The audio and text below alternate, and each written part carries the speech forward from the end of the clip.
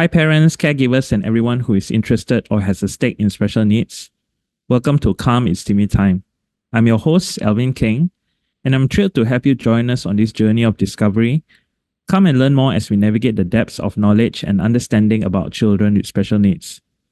As Mother's Day is around the corner, we thought it would be nice to remember mothers and also dive a little deeper in what mothers go through caring for their children, especially those with special needs. And to share with us about this topic, we are privileged to have a special guest with us who is passionate about women and also in her own influence have empowered and encouraged many women in their lifetime. She's also someone who I personally love and have much respect for. So let's meet Sandra Chin, the co-founder of Asian Youth Ambassadors, or more affectionately known as AYA, an NGO youth development organization that seeks to raise young leaders with excellent and admirable standards and becoming responsible nation builders. She is the executive director and company secretary for the organization, and she has been in AYA since its inception in 1996. Sandra oversees the operations of AYA together with the management team. She is also recognized by many as an inspirational trainer and is much sought after by youth groups, schools, colleges, and universities, specializing in the area of boy-girl relationships, gender health, development of positive self-image, and career guidance. She has also been involved in the training of Sekolah Kebangsaan counselors under Lembaga Penduduk dan Pembangunan Keluarga Negara via the abstinence training program, Say No to Premarital Sex, for schools by Focus on the Family Malaysia. One of her passions is to see women inspired and empowered to live their lives dynamically and without regrets. Even though the cracks of their lives, they can still have a second chance in life to live an overcoming life, one that will encourage others not to give up. In 2009, she was nominated for Malaysia's Women's Weekly Great Women of Our Time Awards for her contribution towards education and public service through AYA. She also has completed the Life-Forming Credentialed Coaching Certification with recognized training hours from the International Coaching Federation. And in August 2019, she launched her book, Life After Miscarriage, in support of women walking through this journey, which was birthed out of her own journey and life. So welcome, Pastor Sandra. We're so happy to have you with us today. Hello, good afternoon, Pastor Alvin. Thank you so much for having me on board today. Yeah, Pastor, we've been wanting to have you on board already, and I'm quite happy. Pastor, this is sort of like a Mother's Day episode. Wow. And since Mother's Day is around the corner, is there anything you want to share with mothers who might be listening in to our podcast today? Any words of encouragement? Wow. Moms, mothers, moms, mummies are such, brave human beings. They are the pillar in their families. And they are really such strong supporters to their spouses in their marriage, and also really the one who gives care. That's their role, care and love to both their children and to their spouse. Such strength is found in women who play the roles as moms in marriage, in their family, but also women who are, spiritual moms. And also, we are like moms of our nieces and nephews, spiritual moms, and other people's children. So we're good support. I believe a lot of women are good support, and we celebrate motherhood, the spirit of motherhood. Yeah. Pastor, in your experience, right, and I know that you've had the opportunity to counsel many women, a lot of them who are mothers, and I'm sure some of them also are mothers of children with special needs. Yeah. In your experience, what are some of the biggest challenges that they face, particularly those who are caring for special needs children? Right. Of course, the first challenge they would experience is having to come to terms with the knowledge that their child is different from say someone else's child, or maybe if they have other children. So that challenge is just coming to terms being able to embrace that um, the child is not any lesser a person, but is having just a different approach in life, and them having to, be able to say, hey, I do have a child with a different need, and not like the rest, but nonetheless, this is my son, my daughter, and that challenge can take some time before you accept and acknowledge this is my need in no this is my child's need. So I think that's the number one thing, when number one issue or number one challenge. Secondly, of course, they might worry.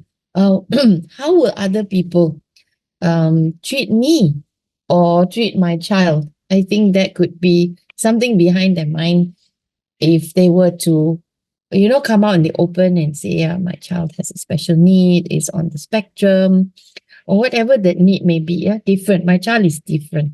So I think mothers would firstly have to cross this sort of bridge of acknowledgement, of acceptance, and also knowing whether they can be accepted. They're accepted by other fellow moms, ladies, friends, people around them, and then to know that it's nothing that they've done wrong. Yeah. um and this is still a beautiful child that has been given to them. It's a gift of God. So they would I would think these are quite a major first two things they have to walk through first. And some take a longer journey, others take a little bit shorter. Nonetheless, it is still a challenge. And then thirdly, what do I do? How do I get the help together? If if the family is intact, then both husband and wife, have to think about what needs to be done. How can we get the right help for our child? And then fourthly, what kind of support do we have? Who is our support group? Or they might not even know there is a support group, right, Pastor Alvin? Like, Yeah, that's who's true. out there? And that's where when those of us who understand this a little better want to create those support groups, because it can be a bit of a lonely journey. And that, I would say, would be a mother's heart, to know how I can do best for my child. I think there's a lot that moms go through, wanting the best for their children and having to deal with it. I mean, thanks so much for sharing that. I think you mentioned something really important, that it's not their fault. Because I can just imagine or think sometimes, even, I mean, as a parent, but even moms especially, they might feel that it's their fault because they might have eaten something wrong, or something might happen, or sometimes you think about things about genetics and all, and you get into a place that I don't think anybody has an answer for. No. But yeah, knowing that it's not their fault I think is most important. It's nobody's fault. This is just a situation that you're in. But then the question is, how do we move forward? Yeah. So, Pastor, how will you encourage them? I mean, you've mentioned a few things already about like finding help, and hopefully if they are, where if the family is intact and daddy is there, then they work together. But is there any other form of encouragement that you feel that women in such situations, what are the things that are important that they should have, Pastor? You already mentioned a support group, but is there anything else? I think, of course, the for themselves for the moms, right? For themselves, it's just to know they are also loved like, because they have to take care of their child. And then again, did I do something wrong? Okay, did something happen? And so they need that assurance that it's going to not be a blame game, right? This is something different, and we've never walked this path before, but that doesn't make them any less a mother or any less a woman. In fact, they will have a greater story, to say how they've overcome, or what did they go through that has enabled them to lead that child, care for that for her child, and how how did the family come around? So firstly, just I think that assurance, knowing that that mom can face tomorrow, and there will be days ahead that she can look forward to. And this can only, I suppose, come about. You need someone, you need, the friends around you, your community that will speak to you. If you have a good church community, then hopefully there'll be those who have better understanding, and reach out and to give affirmation. So again, not everybody understands. When you have a child that is a special need child, not everyone can bring themselves to their understandings, but we all can be educated. And so that's one of the things I believe timmy wants to do, is to help educate people about what it is. So for mom, she needs that assurance. She needs to know the assurance that she can get through this, assured that she is not different from other mothers in terms of who she is, but she does have a different, the child has a different way of learning on coping, unlike a normal person, a normal child. But I would say all of us have a little bit of special need anyway. Yeah, Right? that's true. We respond to things differently, and some of us respond more like similar, but others are a bit different. And then we, of course, we don't say, oh, that person's special need. But I would like to say everybody is special. God made us special and in his image. And just because there's a learning disability, or there is a difference in outlook of life, or how this person is developing, doesn't make that a lesser person. So mom needs to know that. The mother, any mother who has a child that has got special needs to have an assurance that that child is not lesser. And I think that she needs to know that, and that she is going to be okay to cope with this. Okay, well, okay, it's not just a good word, a better word. She's going to be all right, one step at a time, one day at a time, provided she gets the knowledge, right, of how to manage this. Who are her community of friends that also can understand her.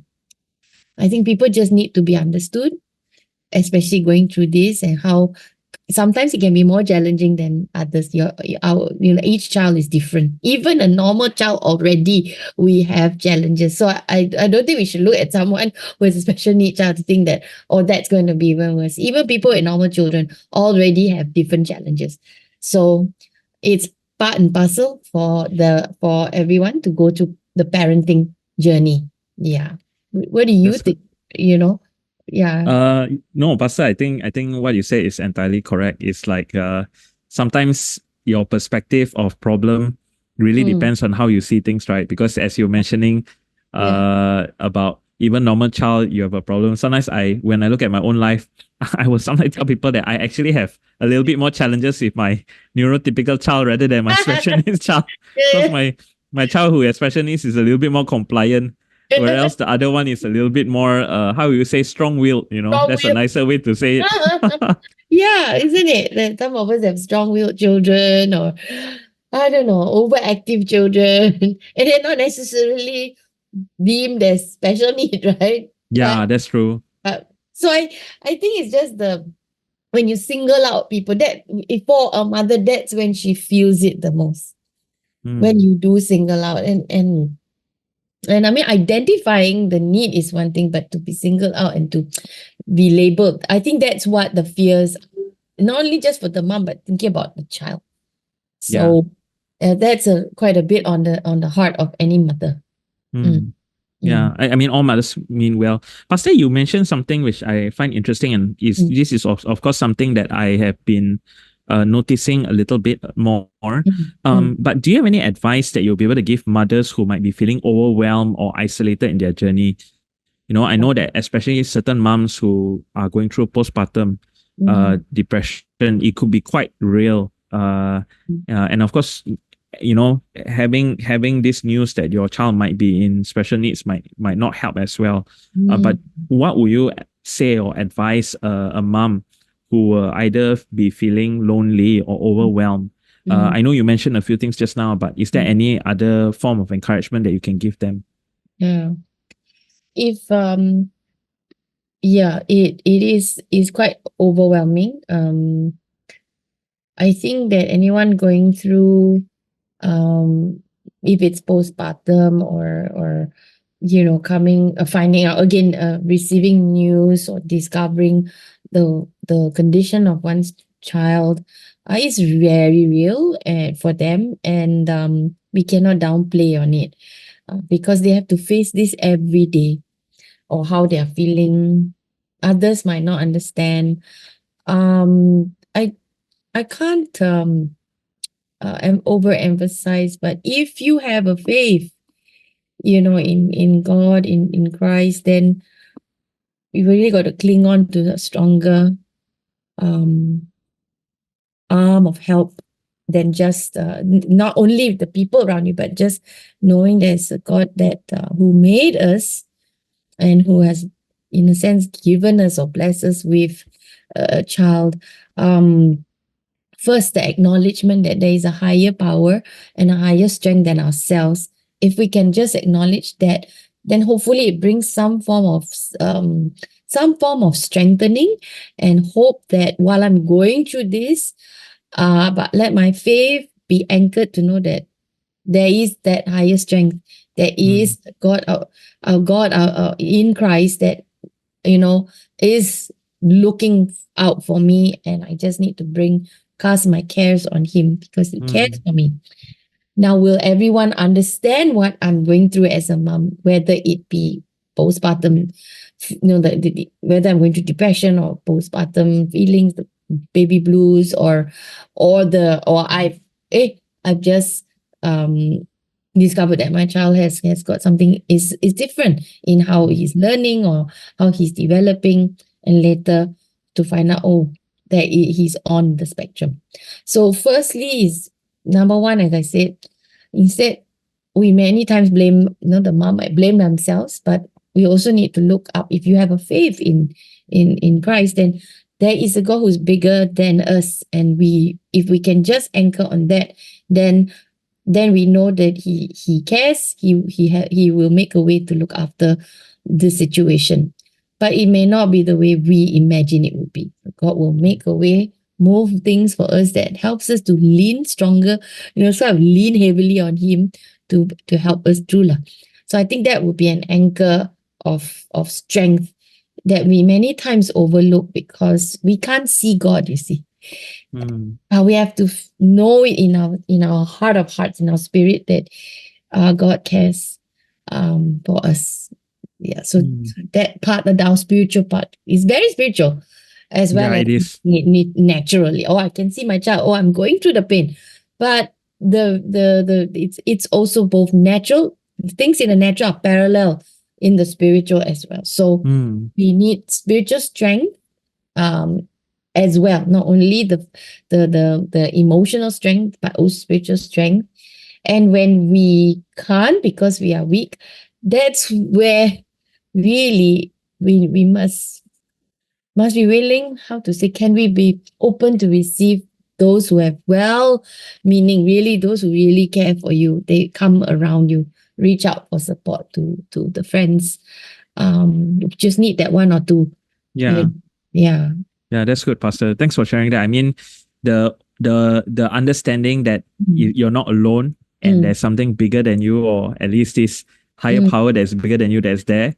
And then Yeah. also this openness to know that there are people who care, right, Pastor? Yeah. Yeah. Uh, I, well, on the perspective of someone who cares, Mm, how do you think the rest of us, can better support mothers, especially those dealing with unique challenges? I mean, I know this is a special needs podcast, but we talked a little bit about postpartum. But what can the rest of us do? mm, Whether it's the husband or whether it's everyone else, what can we do to support mothers? You feel? yeah. Uh, we we can't downplay the way they feel, because to them, that is real, whatever their feelings are. Yeah. So it's real for them. And so we must give ourselves that, that thought in our minds that, hey, we are not in that person's shoe. So I can't just tell the mom, I know how you feel, or it's going to be okay. You don't know it's going to be okay. None of us know, as in, it's going to be okay tomorrow. It may not. But if we can just identify and try our best to the knowledge that we understand through reading or hearing from others, I think that mom, is probably best supported when we can just be a comfort and just say, I may not understand all that you're going through, but what you're going through is real.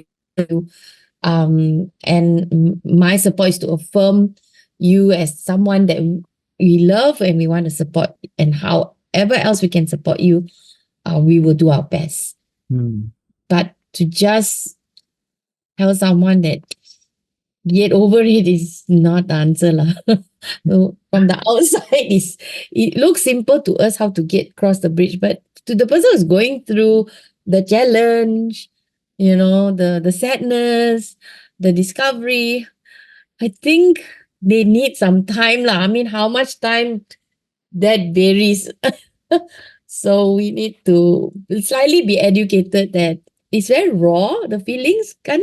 So very sensitive also. Yeah. Right? You say the wrong word and they might think you are judging them. But you don't understand. So if we're going to give and be of any support, is to either way, of course we can read up, but sometimes people just need to be heard and let them share. And our prayers and our just presence to comfort them probably will be helpful, because sometimes people just want to let it all out, say it, and we just have to be good listeners and listen. If we had a solution, then we could. If we knew, then that's different. Then we know what are those steps. But if many times we don't, and so we can't pretend we know and say it's going to be okay. It's going to be okay in the big picture. In the big picture, yes, God's in control. But tomorrow it's not going to be okay. It's going to, right? You have to journey through. You got to get the diagnosis done. You've got to go and see the counselor. You've got to find for the right school. And you also would, then you think, who are others who have in the same shoe as me? Who are those others, right? So for anyone going through that, I think for the first step, at least our understanding that it's real for them. Yep. Yeah. That's good, Pastor. I mean, I like your advice because it is something all of us can do, which is to be present and to listen. We don't need to do anything more than that. Just being present, identifying that it's real. Yeah. And not like you say, not poo-pooing the emotions, like what are you feeling, but really being present and saying, yeah, it's real. I see it, and then we are here. Pastor, do you have any, I don't know, inspiring story from your experience with moms who have special needs kids that have overcome or are overcoming? Is there any story they can share with us that will be able to encourage other moms, of how they overcome? Of course, the journey is not easy, but, you have moms who are coming out of it.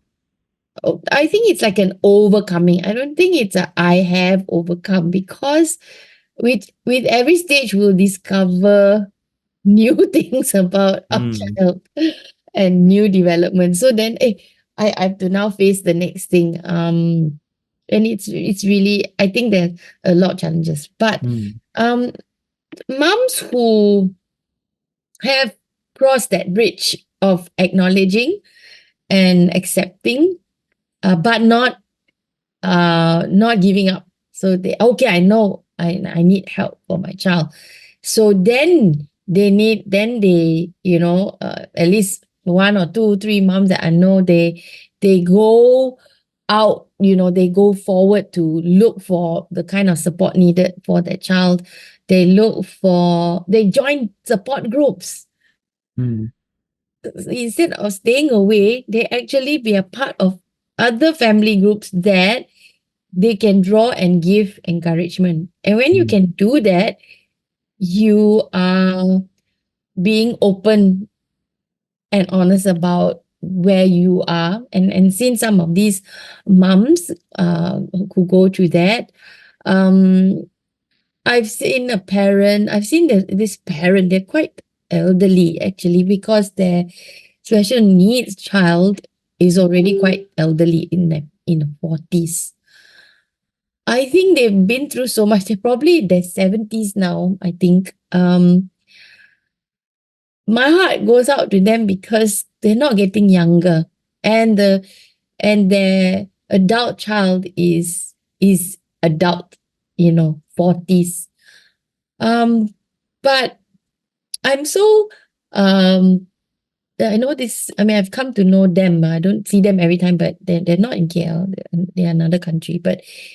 Uh, but when you see them, they don't shy away to tell you that this is my child, or this is, Jane, and hey, Jane, say hi to Sandra, something like that. And immediately you can already see that their adult child is not as normal as others, but they don't hide the child. They bring that adult child with them. They have to, because it's very, very much on the spectrum, that it's quite a challenge, and they have been challenged for the last 40 years. Mm. But they accept the fact that this is my child. I am not about to give up. When they saw their baby, I'm sure, they went through so much. Now that they're in their maybe late 60s, I guess, they have paid the price. I know they don't have many years.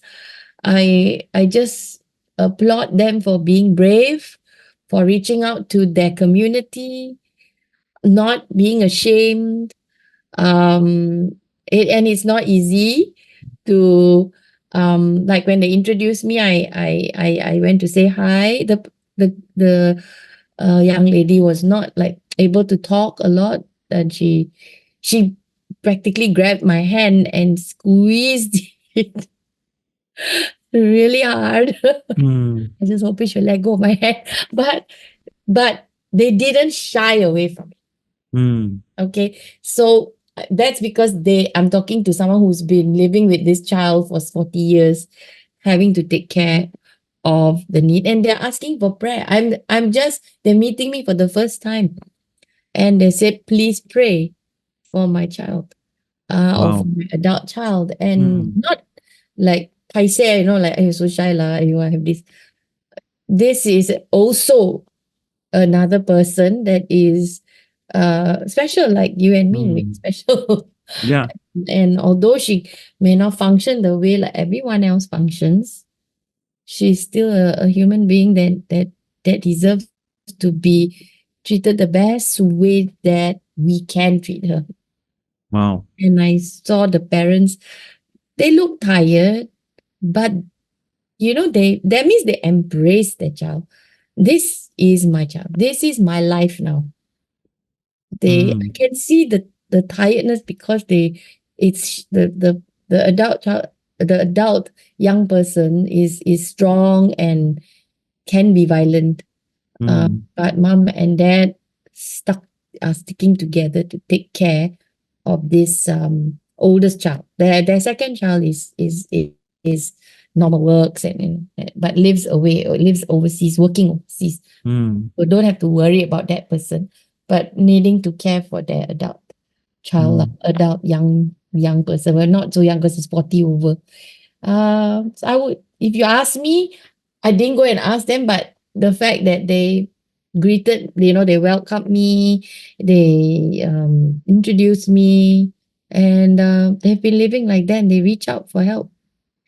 So Wow. when someone can actually reach out and not feel embarrassed, it's a good thing, isn't it? I mean, Yeah. you Yeah. you see, we're talking about someone who can't, they won't everything about behaving right, because Yeah. that person has grown and this is a very severe case, Mm. right?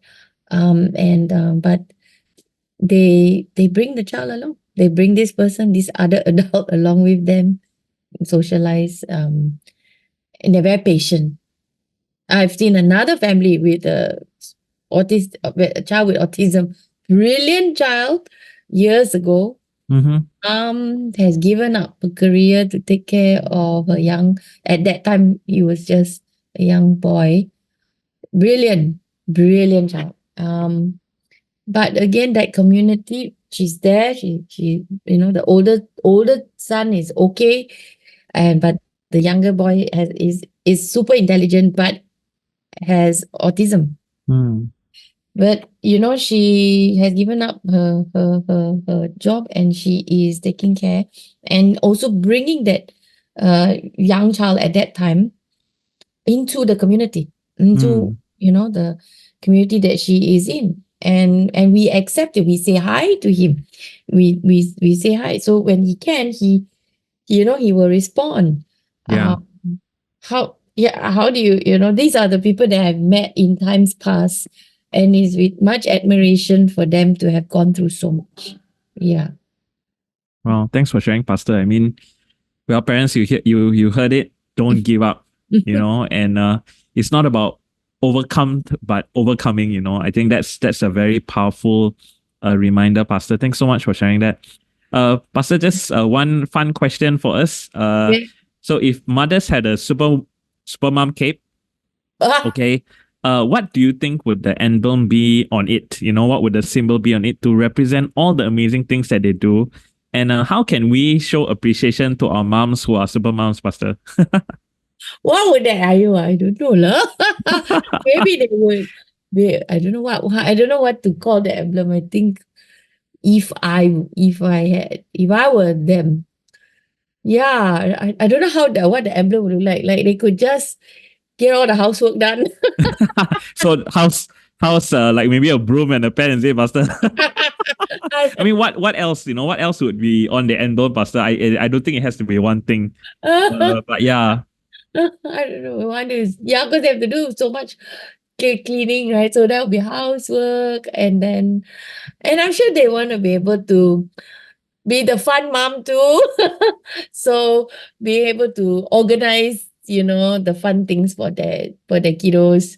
That will be something they want to be like the hero lah for their kids, and always hopefully get the right party, the right arrangement for their children. I think because moms trying to help their children, I always want to bless their children, whichever way it is. Like they want to be able to get it right, have the best party for the kids, or just having to be able to arrange things. I feel know how to just know what is just best for their children to have fun, not only the always having to work or get the house done or housework or work or disciplining, sometimes helping with the studies, but yeah, they could just do fun stuff with their children. Thanks for sharing that, Pastor. Pastor, just a thought, like, do you have any suggestions for different ones here who might be thinking about, finding ways to appreciate their moms? Maybe you could give some suggestions, some fun suggestions, or what they can do to, to appreciate their moms. I appreciate their moms. Well, don't know, depending what how's their mother's makeup is like. Some moms, their mother's love language. Yeah. I don't know what are their moms. So if their mom's love language is works, then they better be cleaning the house for their mom. Pastor, that's a good one. That's a good one. If I were a mom, my love language is work. So you come and clean now. Yes. Right? If the love language for a mom is time, because some moms really appreciate time with their children, then yeah, if you're a working adult child, then yeah, take time out, go and spend your mom, or if you're not adult, you're on campus or you're a teenager, then make time to hang out with your mom for ice cream. What's your mom's love language? Do we know? Is it time? Is it gifts? Is it words of affirmation, how many of us have actually been able to say, because some moms can appreciate words of affirmation. So like writing a nice card and saying what's true that you appreciate of your mom, and you write it or you can say it. So others, again, if it works, it's like cooking, right? Like you make a meal if your mom likes to have meals at home, otherwise take her out for meals so she doesn't have to cook for everyone. So every mom's different. Every mother must so got to find out what is your mother's love language, what she appreciates. If she likes gifts, if she likes flowers, get her flowers. I mean, we get to celebrate Mother's Day every year. And maybe some children are abroad. You're not in the same country as your mother. So how about a call, right? FaceTime your mom, Zoom call your mom, and then or arrange for something that is sent to the house where mom is and call her at the same time, or maybe just have a cool bubble tea online if you're away and not around because you're working overseas, studying overseas, or so happen have migrated, and if that's the mom. But if it's for younger ones, then yeah, you could do something. If you know your mom likes things to be done nicely, then that day make your own bed. That's a good one, Pastor. Yeah. Thanks so much, Pastor, for sharing all this. A lot of very good suggestions there. And there you have it. Find out what is your mom's love language, and and act accordingly. Yeah. And thank you so much, Pastor Sandra, for having this conversation with us. It's been a real pleasure. And I hope you will continue to impact the lives of the women mothers around you. And to all the amazing moms out there, and to you as well, Pastor Sandra, your love, strength, and endless sacrifices light up the world. You're doing an incredible job, and your dedication is truly inspiring. So remember to take moments for yourself too, Pastor. I know you also sometimes need that. And moms, you deserve all the love and support you give to others as well. And, especially moms who are going through a tough time, you are not alone. I think you've heard this podcast. Please reach out to someone. You can reach out to us as well. We are here for you. And friends, thank you so much for joining us on this episode of Calm It's Timmy Time, where we've delved into the world of supporting parents of children with special needs through empathy and compassion. I'm Alvin, your host, and it's truly been an honor to have your company. Remember, it takes a kampong to raise a child. And as we part ways, let's continue to cultivate understanding, sow seeds of kindness, and embark on this journey with open hearts. Don't forget to show your support by giving us a like, sharing this episode with someone who might benefit from it, and subscribing to our podcast to stay updated on future episodes. You can also connect with us via email at info@timmy.org.my for any questions, suggestions, or just to say hi. Until next time, this is Alvin bidding farewell from Calm It's Timmy Time.